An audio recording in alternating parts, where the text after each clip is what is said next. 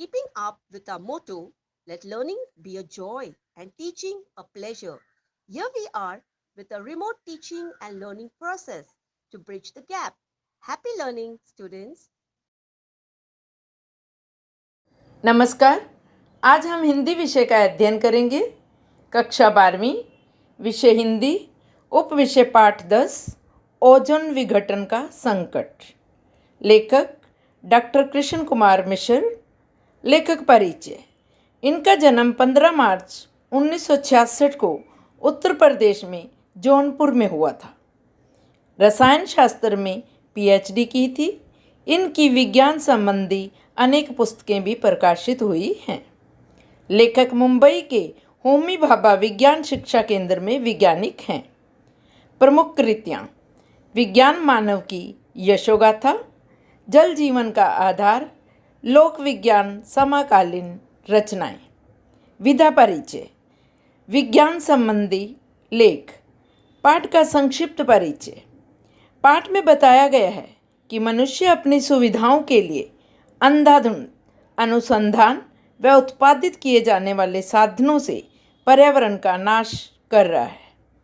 हमें ओजोन के विघटन को रोकने के लिए संकल्प लेना होगा ताकि मानव जाति को संकट से बचा सके। देखिए बच्चों, आपके सामने एक चित्र है। यह चित्र हमारी धरती माँ का है और दो हाथ उसे बचाने की कोशिश कर रहे हैं, अर्थात पर्यावरण से इस धरती को मुक्त कराना होगा, बचाना होगा। उसमें हम सबका सहयोग जरूरी है। देखिए बच्चों, अभी हम पाठ का सारांश करेंगे।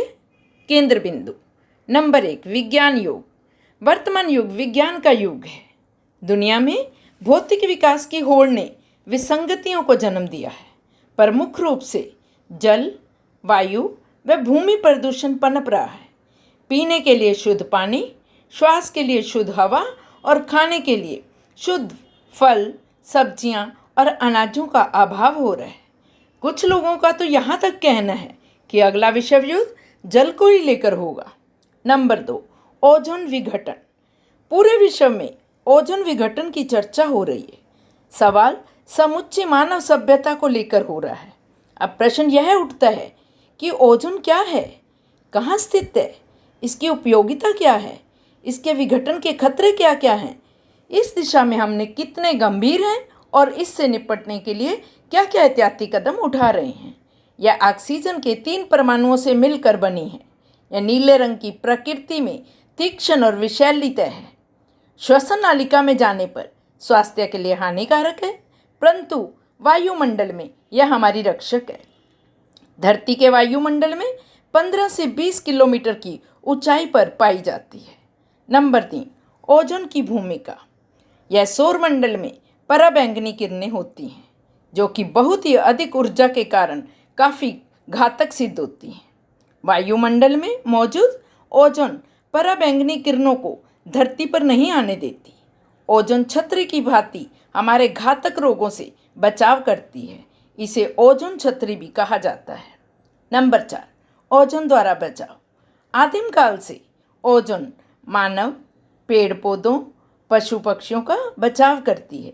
विकास की अंधाधुंध दौड़ में मनुष्य ने प्रकृति का नाश किया है और कुप्रभाव के बारे में तो सोचा ही नहीं।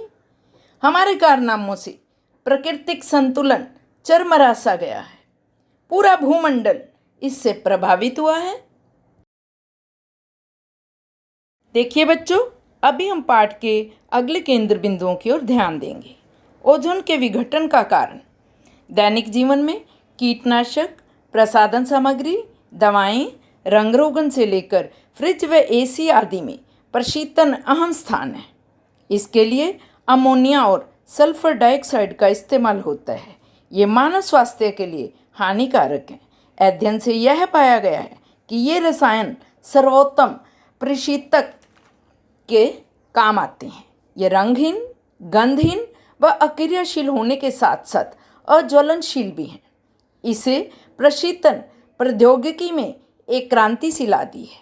बड़े पैमाने पर सीएफसी यौगिकों का उत्पादन होने लगा है और घरेलू कीटनाशक प्रसाधन सामग्री, दवाएं, रंग रोगन से लेकर फ्रिज एसी में इसका खूब इस्तेमाल हो रहा है। नंबर 6, CFC यौगिकों के खास गुण। ये नष्ट नहीं होते हैं और ना ही ऑक्सीकरण होता है और ना ही ये अपघटन से पानी में घुलते हैं। यह स्वाभाविक सवाल उठता है कि आखिर इन यौगिकों का होता क्या है। इन्हें लगातार कई वर्षों तक अनुसंधान किया गया। यह शोध पत्र 1974 में नेचर नामक प्रतिष्ठित पत्रिका में प्रकाशित हुआ और पूरी दुनिया में इसने हलचल मचा दी। ओजोन विघटन की पुष्टि की, बल्कि अध्ययन करके यह बताया गया कि दक्षिणी ध्रुव में ओजोन की परत काफ़ी छींच चुकी है। इसे ओजोन विघटन से ना तो रोका गया है और ना ही छींचने से पराबैंगनी किरणें धरती पर आने से कैंसर जैसे रोगियों को रोका जा सकता है।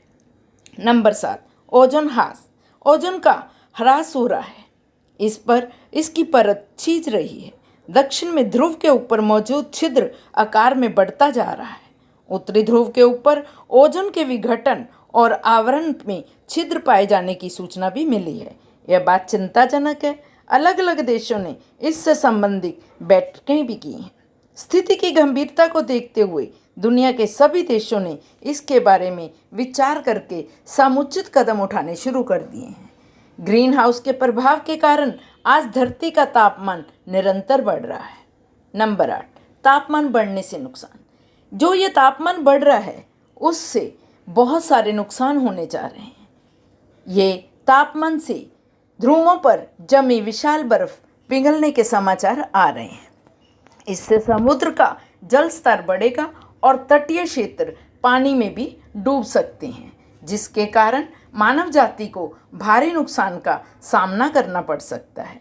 इससे जलवायु में जबरदस्त बदलाव आ सकता है। मानसून परिवर्तन के साथ साथ कहीं अकाल जैसी स्थिति भी आ सकती है। एक शोध से यह भी ज्ञात हुआ है कि हिमालय की गंगोत्री स्थित गोमुख हिमनद हर वर्ष 18 मीटर पीछे की ओर खिसकता जा रहा है और परिणाम हिमालय के दूसरे हिमनद भी गलकर समाप्त हो सकते हैं। उत्तर भारत की नदियों का अस्तित्व मिट सकता है। मैदानी उपजाऊ भूमि बंजर भूमि में बदल सकती है। अगर स्थिति पर काबू नहीं पाया गया तो गंभीर परिणामों का सामना करना पड़ सकता है। परिणाम स्वरूप इंसानी सभ्यता संकट में आ सकती है। अतः यह जरूरी है कि हमें फौरन सख्त कदम उठाने होंगे और नहीं तो बहुत देर हो जाएगी और हमें बहुत सारे नुकसान का सामना करना पड़ेगा। तो बच्चों, इस पाठ से यह संदेश मिलता है कि हमें ओजोन की परत को छींचने से बचाना होगा, धरती का पर्यावरण शुद्ध और साफ रखना होगा, जिससे हमारी मानव सभ्यता को किसी तरह का नुकसान का सामना ना करना पड़े। Okay, students, I hope you have understood the grammar chapter. Thank you.